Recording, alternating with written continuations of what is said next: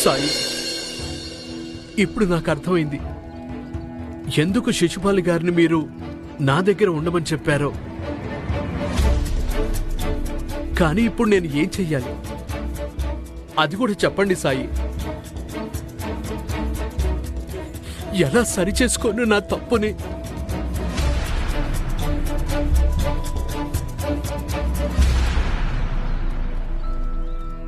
ఈరోజు నేను అడవి నుంచి వనమూలికలు తీసుకొస్తున్నాను. దారిలో ఒక బండిలో ఈ బొమ్మ కనిపించింది.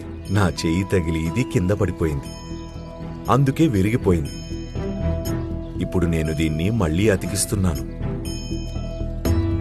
ఒక్కసారి ఇది సరైపోయిందంటే నేను దీన్ని బొమ్మలతని బండిలో తిరిగి పెట్టేస్తాను. బొమ్మలతనికి తెలియను కూడా తెలియదు. అలాగే నా తప్పు కూడా సరైపోతుంది.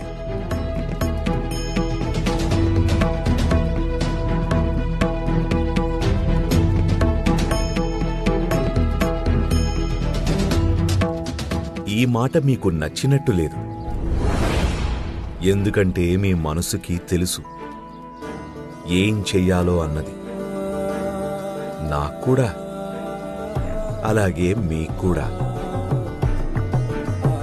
ఇక ఎవరికైతే ఎప్పుడైతే తమ తప్పు తెలిసొస్తుందో అప్పుడు దాని కారణంగా మనం ఎవరికైతే నష్టం కలిగించామో, బాధ పెట్టామో వాళ్ల ముందుకు వెళ్ళి అంగీకరించాలి. అలాగే క్షమాపణ చెప్పాలి. నా కర్మని సరిచేసుకోవటానికి నేను శిల్పకారుడికి నిజం చెప్పాల్సి ఉంటుంది. ఇది తెలియకుండానే చేసుండొచ్చు, కానీ నేను నా తప్పుని ఒప్పుకోవాలి. నేను చూసుకొని నడిచి ఉండాల్సిందని. ఇప్పుడు అతని మీద ఆధారపడి ఉంటుంది. అతను నన్ను క్షమిస్తాడో లేక క్షమించడో అన్నది. ఒకవేళ అతను నన్ను క్షమించకపోతే అప్పుడు అతని ఉసురు నన్ను జీవితాంతం వెంటాడుతూనే ఉంటుంది. ఇదే కర్మ మరియు దాని ఫలితం యొక్క నియమం పాటిల్ గారు.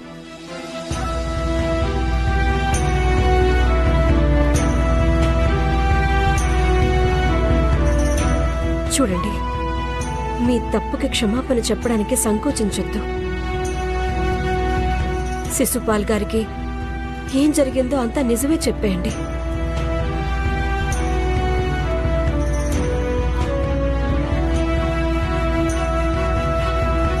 నిజమనేది ఔషధంతో సమానమవుతుంది పాటిల్ గారు. అది చేదుగా అనిపించినా సరే, కానీ చివరికి మనశ్శాంతి దానివల్లే దొరుకుతుంది.